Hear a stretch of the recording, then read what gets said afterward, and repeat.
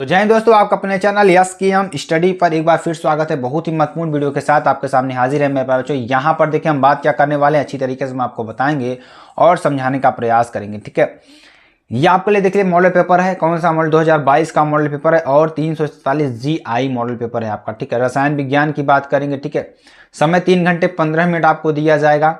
ठीक है, प्रारंभ के 15 मिनट परीक्षार्थियों को प्रश्न पत्र पढ़ने के लिए निर्धारित है। जो प्रारंभ के 15 मिनट है ना मेरे बच्चों, वो आपको प्रश्न पत्र पढ़ने के लिए निर्धारित है। ठीक है, सभी प्रश्न आपके लिए अनिवार्य है। ठीक है, सभी प्रश्न आपके लिए करना अनिवार्य है।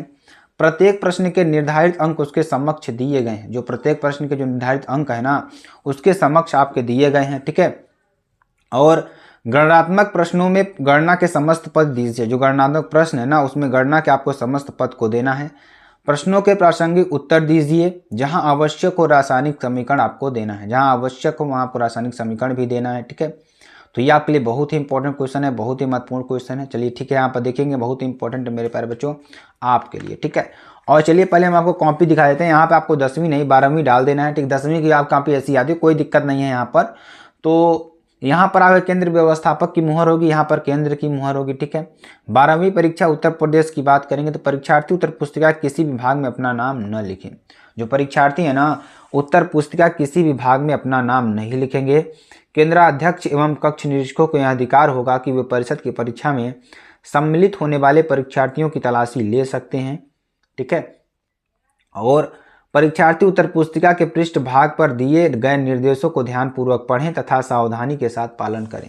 जो परीक्षार्थी हैं, उत्तर पुस्तिका किसी भी भाग पर दिए गए निर्देश को ध्यानपूर्वक पढ़ें तथा सावधानी के साथ पालन करें। ठीक है, आगे देखिए, निम्नांकित क्रमांक 1 से 6 तक की पूर्ति परीक्षार्थी स्वयं करें। जो क्रमांक 1 से 6 तक है, इसमें उसकी पूर्ति आप स्वयं करेंगे। ठीक है, इस उत्तर पुस्तिका का प्रयोग करने से पहले परीक्षार्थी यह भी देख लें कि उस पर वही वर्ष परिचित्रित है जिस वर्ष में वह परीक्षा दे रहा है। ठीक है, यानी उस पर वही वर्ष परिचित होना चाहिए जिस वर्ष में वह परीक्षा देखिए। हालांकि ये चीज़ अब आपको नहीं दे रखा है। ठीक है, तो इसमें आपको ज़्यादा दिमाग नहीं लगाना है, ये आपको दिमाग नहीं लगाना है क्योंकि आपको कॉपी वहाँ पर देखनी है, बस वही है। अब देखिए, यहाँ पर परीक्षार्थी सभी प्रविष्टियाँ शुद्ध एवं स्पष्ट रूप से स्वयं भरें। जो परीक्षार्थी हैं अपनी प्रविष्टियाँ जो हैं शुद्ध एवं स्पष्ट रूप से स्वयं भरेंगे। तो परीक्षार्थी का अनुक्रमांक यहाँ पर अंकों में लिखना होगा, परीक्षार्थी का अनुक्रमांक यहाँ पे शब्दों में लिखना होगा। ठीक है, ये आपके लिए है। तो विषय एवं प्रश्न पत्र की बात करेंगे। विषय आपका यहाँ पर रसायन विज्ञान होगा। प्रश्न पत्र आपका यहाँ पर केवल प्रश्न पत्र होगा। प्रश्न पत्र पर अंक की संख्यांक की बात करें 347 GI। ठीक है, आपके लिए होगा। परीक्षा का दिन यहाँ पे आपको डाल देना है, परीक्षा की तिथि एवं पाली आपको डाल देना है, केंद्र का नाम आपको यहाँ पर डाल देना है। ठीक है, जो कि आपके लिए बहुत ही इंपॉर्टेंट है। ठीक है, चलिए आगे हम आपको बताते हैं अच्छी तरीके से कैसे आपको अच्छी तरीके से समझ में आएगा। ठीक है, चलिए आगे आपको बताते हैं। अब चलिए हम प्रश्नोत्तर नंबर 1 की बात करते हैं। प्रश्नोत्तर नंबर 1 में देखिए क्या दे रखा है, उसके बारे में अच्छी तरीके से चर्चा करेंगे और आपको बताएंगे भी। ठीक है, घनीय क्रिस्टलों में, किसमें? घनीय क्रिस्टलों में अक्षीय दूरियां अथवा कोण की लंबाई होती है। तो घनीय क्रिस्टलों में और अक्षीय दूरियां में कोण की लंबाई क्या होती है? ठीक है, तो क्या होगी? A बराबर B बराबर C। ठीक है, आपके लिए हो जाएगा। तो इसमें आंसर क्या हो जाएगा? आंसर आपका क्या हो जाएगा मेरे प्यारे बच्चों? A बराबर B बराबर C आपका हो जाएगा। ठीक है, अगला क्वेश्चन देखेंगे जो आपके लिए बहुत ही इंपॉर्टेंट है, बहुत ही महत्वपूर्ण है। 450 ml विलियन में, किसमें? 450 ml विलियन में 9 ग्राम NaOH घुला हुआ है। कितना? 9 ग्राम NaOH घुला हुआ है। विलियन की मोलरता मोल लीटर इनवर्स में है, तो इसकी क्या है? 0.5। कितना? 0.5 आपकी होगी। ठीक है, आगे देखिए, शून्य कोट की अभिक्रिया के वेग स्थिरांक की इकाई है। तो शून्य कोट की जो अभिक्रिया के वेग स्थिरांक की जो इकाई है कितना है मेरे प्यारे बच्चों? कितना है? Mole litre inverse second inverse. कितना है? Mole litre inverse second inverse आपका आंसर हो जाएगा। अगला देखेंगे, गाटरमान कांक अभिक्रिया द्वारा बेंजीन बनाता है। तो गाटरमान कांक अभिक्रिया द्वारा बेंजीन क्या बनाता है? टाइलुइन बनाता है। क्या बनाता है? टालुइन बनाता है। ठीक है, ये आपके लिए हो जाएगा। अगला देखेंगे, कार्बिल अमीन अभिक्रिया नहीं देती। जो कार्बिल अमीन की अभिक्रिया है वह नहीं देती है। कौन सा अभिक्रिया नहीं देती है? CH3NH आपकी ये हो जाएगी, जो कि आपके लिए बहुत ही इंपॉर्टेंट है। अगला देखेंगे, निम्नलिखित में से कौन सा DNA में क्षारक नहीं होता है? ऐसा कौन सा है जो DNA में क्षारक नहीं होता है? तो कौन सा है? यूरेसिल। क्या? Uracil 3rd। ठीक है, आपके लिए हो जाएगा, जो कि आपके लिए बहुत ही इंपॉर्टेंट है। चलिए आगे आपको बताते हैं, अगला क्वेश्चन देखेंगे जो आपके लिए बहुत ही इंपॉर्टेंट है मेरे प्यारे बच्चों, और आपको इन क्वेश्चंस को अच्छी तरीके से लिख लेना है ताकि एग्जाम में आपको अच्छा से अच्छा नंबर मिल सके। ठीक है, क्वेश्चन देखिए क्या है, यक्ष किरण विवर्तन अध्ययन द्वारा, ठीक है, तो यक्ष किरण विवर्तन अध्ययन द्वारा पता चला कि तांबा 3.608 इंटू 10⁻⁻8 सेंटीमीटर कोष्टिका कोर के साथ FCC एकक कोष्टिका के रूप में क्रिस्टलीकृत होता है। क्या होता है? क्रिस्टलीकृत होता है। तो एक दूसरे प्रयोग में तांबे का घनत्व, जो तांबे का घनत्व है वो कितना होगा? 8.92 ग्राम प्रति सेंटीमीटर क्यूब ज्ञात किया गया। तो तांबे का परमाणु द्रव्यमान परिकलित कीजिए। जो तांबे का परमाणु द्रव्यमान है वो आपको परिकलित करना है। ठीक है, तो ध्यान दीजिएगा, ये आपका हो जाएगा पूरा आंसर। ठीक है, इसमें FCC जालक में प्रति एकक कोष्टिका जो परमाणु की संख्या है Z बराबर 4 होगी। M बराबर क्या हो जाएगा? DNA³/Z। ठीक है, और M बराबर क्या हो जाएगा? 8.92 इंटू 6.022 इंटू 10⁻23 इंटू 3.608 इंटू 10⁻⁻8 क्यूब/4। ठीक है, आपके लिए हो जाएगा। तो M बराबर कितना हो जाएगा? 63.1 ग्राम प्रति मोल। ठीक है, आपके लिए हो जाएगा। उत्तर की बात करेंगे क्वथनांक। ठीक है, क्वथनांक देखिए, ध्यान दीजिएगा। क्वथनांक उन्नयन से आप क्या समझते हैं? क्वथनांक उन्नयन और विलेय के मोलर द्रव्यमान में संबंध स्थापित कीजिए। तो क्वथनांक उन्नयन से आप क्या समझते हैं? क्वथनांक उन्नयन और विलेय के मोलर द्रव्यमान में संबंध स्थापित करना है आपका। ठीक है, तो क्या हो जाएगा? ध्यान दीजिएगा, विलयन के क्वथनांक एवं विलायक के क्वथनांक अंतर को क्वथनांक का उन्नयन कहते हैं। ध्यान दीजिएगा, विलयन के क्वथनांक एवं विलायक के क्वथनांक के अंतर को क्वथनांक का उन्नयन कहते हैं। क्वथनांक उन्नयन और विलेय के मोलर द्रव्यमान में संबंध क्या होता है? Delta TB is directly proportional to M, या डेल्टा TB बराबर KBM। ठीक है, और डेल्टा TB बराबर क्या हो जाएगा? KB into WB into 100/MB into WG ग्राम। ठीक है, आपके लिए हो जाएगा। तो M बराबर क्या हो जाएगा? WB into 1000/MB into WGM। ठीक है, आपके लिए हो जाएगा। अगला देखेंगे जो कि आपके लिए बहुत ही इंपॉर्टेंट और बहुत ही महत्वपूर्ण है। दिया है, क्या दिया है? Mg बराबर Mg+2 0+130M। ठीक है, ये आपके लिए क्वेश्चन है। क्वेश्चन देखें क्या है? ग नंबर क्वेश्चन है, बहुत ही इंपॉर्टेंट है आपके लिए। ठीक है, तो ये देखिए 2023 में जरूर आएगा आपका क्वेश्चन। ठीक है, तो निम्नलिखित अभिक्रिया वाले सेल के निरूपित कीजिए। Mg ठोस प्लस Ag प्लस 0.0001 मोल या Mg2 प्लस 0.130 मोल प्लस 2Ag सॉलिड। ठीक है, इसके ई सेल का परिकलन कीजिए यदि ई सेल क्या है? 3.17 वोल्ट है। तो ठीक है, तो उत्प्रेरण से अधिशोषण सिद्धांत की व्याख्या कीजिए, ये आपको करना है। ठीक है, तो ध्यान दीजिएगा मेरे प्यारे बच्चों, क्या हो जाएगा यहाँ पर? ये आपको कर लेना है, जो कि आपके लिए बहुत इंपॉर्टेंट। घ का देखिए क्या हो जाएगा? इस सिद्धांत देखिए जो है विषमांगी उत्प्रेरण की क्रियाविधि को स्पष्ट करता है। किसको? जो सिद्धांत है ना मेरे बच्चों, किसकी?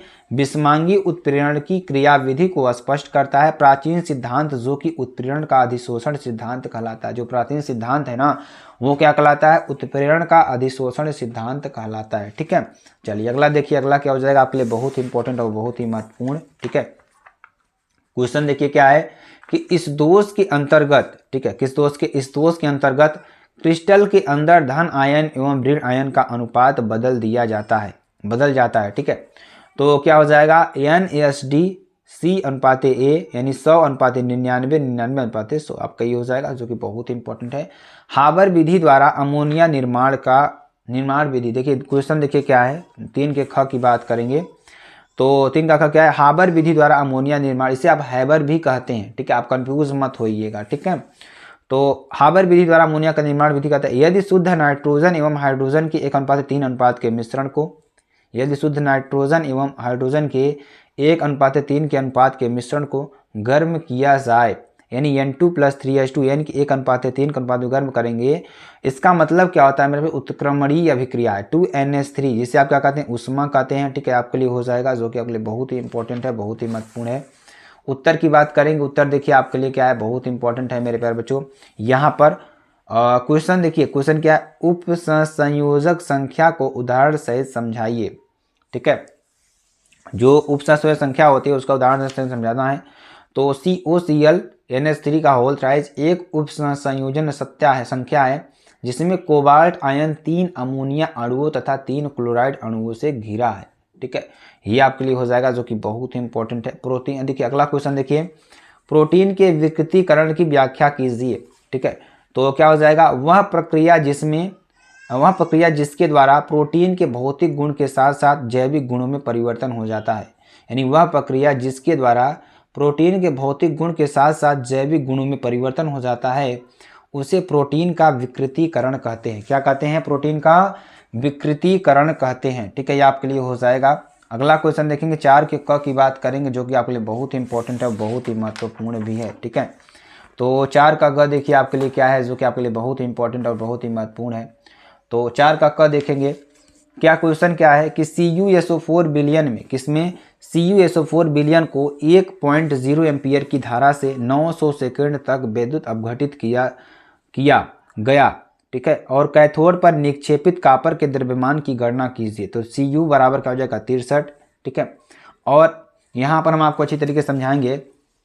तो कैथोड पर अभिक्रिया क्या हो जाएगी? Cu प्लस 2 इलेक्ट्रॉन, Cu आपका हो जाएगा I बराबर 1 एम्पियर, T बराबर 905। ठीक है, क्या आ जाएगा यहाँ पर? बहुत ही इंपॉर्टेंट है मेरे प्यारे बच्चों, और बहुत ही इंपॉर्टेंट है। ठीक है, तो T बराबर 900 सेकेंड हो जाएगा यहाँ पर।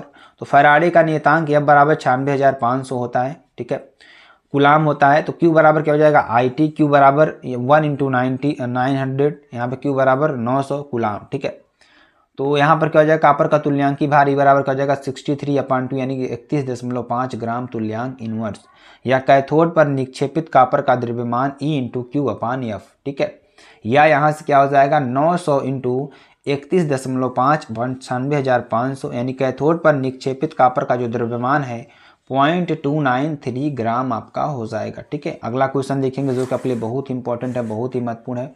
देखिए, इसको हमने बहुत बार आपको बता रखा है, ये भी बहुत मॉडल पेपर में आपको पूछा हुआ है कि निम्नलिखित पर टिप्पणी लिखिए, कौन कौन सा? टिंडल प्रभाव, ब्राउनी गति। तो ये भी आपके लिए इंपॉर्टेंट है, इसको आपको कर लेना है, स्क्रीनशॉट कर लेना है, बहुत हमने मॉडल पेपर में बता रखा है। ठीक है, अगला क्वेश्चन देखिए, जो कि आपके लिए बहुत ही इंपॉर्टेंट है और बहुत ही महत्वपूर्ण है। ठीक है, तो अगला क्वेश्चन देखेंगे क्या है, जो आपके लिए बहुत इंपॉर्टेंट है। यहाँ पर देखेंगे 4 का ग। ठीक है, तो गैब्रियल थैलीमाइड संश्लेषण की विधि एवं रासायनिक समीकरण लिखिए। किसका? गैब्रियल थैलीमाइड संश्लेषण की विधि एवं रासायनिक समीकरण आपको लिखना है। तो क्या हो जाएगा? प्राथमिक गैब्रियल संश्लेषण का प्रयोग प्राथमिक एमिनो के विरचन के लिए किया जाता है। जो गैब्रियल संश्लेषण का प्रयोग है वो प्राथमिक एमिनो के विरचन के लिए किया जाता है। थैलीमाइड एथिनालिक पोटेशियम हाइड्रोक्साइड की अभिक्रिया द्वारा थैलीमाइड का पोटेशियम लवण बनाता है। क्या बनाता है? थैलीमाइड का पोटेशियम लवण बनाता है, जो एल्किल हैलाइड के साथ गर्म करने के पश्चात, जो एल्किल हैलाइड है ना, उसको गर्म करने के पश्चात क्षारीय जल अपघटन द्वारा संगत प्राथमिक एमीन उत्पन्न करता है। ठीक है, तो ये आपके लिए हो जाएगा, जो कि आपके लिए बहुत ही इंपॉर्टेंट है। इसको आपको कर लेना है अभिक्रिया, और ये भी आपको कर लेना है। ठीक है, घ की बात करेंगे, घ नंबर भी देख लीजिए आप लोग। घ नंबर देखिए क्या है, तो ग्लूकोज की निम्नलिखित से अभिक्रिया का रासायनिक समीकरण लिखिए। ठीक है, तो ब्रोमीन Br2 जल है, सांद्र HNO3 आपके लिए है। ठीक है, तो क्या हो जाएगा? ध्यान दीजिएगा, ब्रोमीन Br2 जल, सांद्र HNO3 आपके लिए हो जाएगा। तो ये आपकी पूरी अभिक्रिया है, इसको आप लोग कर लीजिएगा, बहुत ही इंपॉर्टेंट है, बहुत ही महत्वपूर्ण है। प्रश्नोत्तर नंबर 5 की बात करेंगे। ठीक है, जो आपके लिए बहुत ही इंपॉर्टेंट है। तो यहाँ पर ध्यान दीजिएगा मेरे प्यारे बच्चों, 5 का हिमांक अवनमन की व्याख्या कीजिए। ठीक है, तो 5 ख देखिए यहाँ पर, प्रथम कोट की अभिक्रिया के वेग स्थिरांक के लिए इकाई का व्यंजक ज्ञात कीजिए। और क नंबर देखिए क्या है, हिमांक अवनमन की व्याख्या कीजिए। और ध्यान दीजिएगा, हिमांक अवनमन तथा विलेय के मोलर द्रव्यमान में संबंध स्थापित करना है आपको। ठीक है, तो क्या हो जाएगा? ध्यान दीजिएगा, संबंध आपको स्थापित करना है। तो प्रथम कोट की अभिक्रिया का वेग समीकरण R बराबर K⁴ K क्या है? इकाई है, R की इकाई बटे A की इकाई। ठीक है, मोलर प्रति लीटर, मोल प्रति लीटर सेकेंड। ठीक है, तो मोल प्रति लीटर सेकेंड की पावर -1। ठीक है, आपके लिए हो जाएगा। उत्तर की बात करेंगे, तो यहाँ पर देखिए क का उत्तर भी आपको यहाँ पर दे रखा है, इसको भी आप लोग लिख लीजिएगा। विलायक का हिमांक एवं विलयन के हिमांक में अंतर को हिमांक का अवनमन कहते हैं। ठीक है, इसे डेल्टा TF से प्रदर्शित करते हैं। हिमांक का अवनमन तथा विलेय के मोलर द्रव्यमान में संबंध, ये आपका संबंध आ जाएगा m बराबर WB × 1000 बटे MB WG ग्राम। ठीक है, डेल्टा TF बराबर KF WB × 1000 बटे MB × WGM। ठीक है, आपके लिए हो जाएगा। चलिए अगला देखेंगे, बहुत ही इंपॉर्टेंट है, बहुत ही महत्वपूर्ण है। ठीक है, ग नंबर की बात करेंगे। ग नंबर आपके लिए वेरी वेरी मोस्ट इंपॉर्टेंट है, बहुत ही महत्वपूर्ण भी है। ठीक है, तो क्वेश्चन देखिए क्या दे रखा है कि अंतः संक्रमण तत्वों का सामान्य इलेक्ट्रॉनिक विन्यास एवं 3 अभिलाक्षणिक गुणों को लिखिए। ठीक है, तो लैंथेनाइड के इलेक्ट्रॉनिक विन्यास निश्चित रूप से ज्ञात नहीं है। क्या है? जो लैंथेनाइड के इलेक्ट्रॉनिक विन्यास है निश्चित रूप से ज्ञात नहीं है। ठीक है, अधिकांश तत्वों में विभेदी इलेक्ट्रॉन 4f उपकोष में प्रवेश करता है, अतः इन तत्वों का सैद्धांतिक इलेक्ट्रॉनिक विन्यास Xe 4f की पावर n 3d की पावर n 6s2 प्रकार का होता है। चूँकि 4f उपकोष को ऊर्जा 5d उपकोष की ऊर्जा के काफ़ी निकट है, अतः यह विभेद करना कठिन होता है कि इलेक्ट्रॉन 4f उपकोष में प्रवेश कर रहा है अथवा 5d उपकोष में। यही कारण है कि इसके प्रयुक्त इलेक्ट्रॉनिक विन्यास इसके अवलोकित विन्यासों से भिन्न होते हैं और अवलोकित विन्यास मुख्यतः Xe 4f n+1 6s2 प्रकार के होते हैं। ठीक है, उत्तर की बात करेंगे तो क्रिस्टल सिद्धांतानुसार धातु परमाणु या आयन तथा लिगेंड के बीच बनने वाला जो बंध है, बंध की प्रकृति पूर्णतया आयनिक होती है। जब लिगेंड केंद्रीय धातु परमाणु अथवा आयन के संपर्क में आता है तब केंद्रीय धातु परमाणु या आयन के 5 समान ऊर्जा वाले, ठीक है, परमाणु कक्षक या अपभ्रष्ट कक्षक विघटित हो जाते हैं। इसे अपभ्रष्ट परमाणु कक्षक लिगेंड के कुछ विद्युत स्थैतिक क्षेत्र के कारण विभिन्न ऊर्जा स्तरों में विभेदित हो जाते हैं, जिसके कारण डी कक्षकों की अपभ्रष्टता समाप्त हो जाती है। ठीक है, तो चलिए अगला क्वेश्चन देखेंगे। प्रश्नोत्तर नंबर संख्या 6 की बात करेंगे, जो कि आपके लिए बहुत ही इंपॉर्टेंट है। क्या है कि क्लोरीन बनाने की डीकन विधि का रासायनिक समीकरण लिखिए तथा क्लोरीन के से NaOCl NClO3 + CaOHCl का होल ट्वाइस बनाने का रासायनिक समीकरण भी लिखिए। ठीक है, तो ये आपके लिए हो जाएगा। जीनान के 3 फ्लोराइड के रासायनिक समीकरण आपके लिए XeF2 + PF5। ठीक है, आपके लिए हो जाएगा। 2 ऑक्सी फ्लोराइड के रासायनिक समीकरण भी आपको यहाँ पर दे दिया, जो कि आपके लिए बहुत इंपॉर्टेंट, इसको भी आपको लिख लेना है। ख नंबर का देखिए क्या है, निर्जलीकरण विधि। ठीक है, निर्जलीकरण की विधि जो है मेरे प्यारे बच्चों, ये आपको कर लेना है। तो क्या है देखिए, ध्यान दीजिएगा, एथेनॉल के निर्जलीकरण की क्रिया विधि समझाइए। प्राथमिक, द्वितीयक एवं तृतीयक अल्कोहलों को पहचानने के लिए रासायनिक समीकरण आपको लिखना है। ठीक है, तो निर्जलीकरण की क्रिया विधि क्या हो जाएगी, एथिल अल्कोहल की सांद्र H2SO4 के साथ, किसके, एथिल अल्कोहल की सांद्र H2SO4 के साथ 160 से 170 डिग्री सेंटीग्रेड ताप पर निर्जलीकरण की अभिक्रिया निम्न प्रकार से व्यक्त है। पहला, प्राथमिक अल्कोहल को सांद्र H2SO4 के साथ 160 से 170 डिग्री सेंटीग्रेड पर गर्म करने पर एल्कीन बनती है। CH3CH2OH, इसे आप एथेनॉल कहते हैं। सांद्र H2SO4 बटे 160 से 70 डिग्री सेंटीग्रेड, तो यहाँ पे कहा जाएगा CH2 इसे एथिलीन कहते हैं, प्लस H2 यहाँ पर बनेगा। ठीक है, CH3CHOH का CH3 सांद्र H2SO4 160 से 70 degree centigrade, CH3CH double bond CH2 plus H2 आपका हो जाएगा। ठीक है, ये आपका हो जाएगा। अगला देखेंगे, द्वितीयक एल्कोहल 80% से 85% सांद्रित H2SO4 के साथ लगभग 140 डिग्री सेंटीग्रेड ताप पर निर्जलीकरण द्वारा एल्कीन देते हैं। ठीक है, और यहाँ पर देखिए क्या देते हैं, CH3CHOH का होल CH3 2 प्रोपेनॉल 80 से 85 सांद्र H2SO4 आपका 140 डिग्री सेंटीग्रेड तक, CH3CH CH2 प्रोपीन है आपका, प्लस H2 आपका यहाँ पर बन जाएगा। ठीक है, जो कि आपके लिए बहुत ही इंपॉर्टेंट है। अगला देखेंगे, तृतीयक एल्कोहल। क्या, तृतीयक एल्कोहल 20% से 40% सांद्रित H2SO4 के साथ 85 डिग्री सेंटीग्रेड से 100 डिग्री सेंटीग्रेड ताप पर निर्जलीकरण द्वारा एल्कीन देते हैं। क्या देते हैं, एल्कीन देते हैं।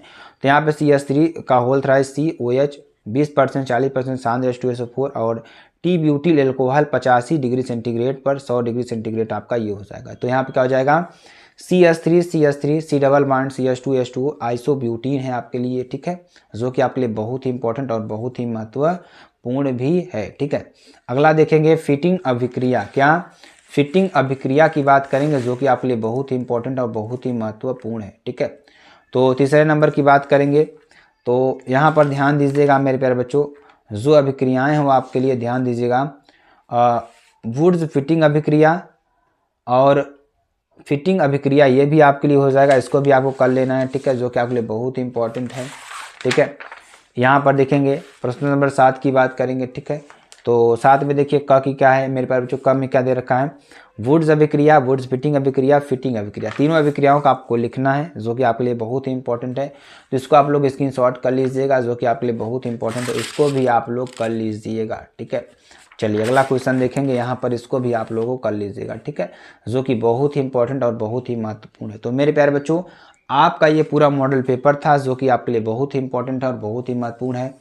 अगर आपको इस वीडियो को अच्छा लगता है तो आप कमेंट बॉक्स में जरूर बता दीजिएगा। अगर आपको इससे कुछ मदद भी मिलती है तो आपको ज़रूर बताना है। तो मेरे प्यारे बच्चों, अगर आपको वीडियो पसंद आती है आप चैनल को लाइक शेयर कमेंट सब जरूर कर सकते हैं। फिर मिलते हैं नेक्स्ट वीडियो में नए टॉपिक के साथ। तब तक के लिए जय हिंद जय भारत।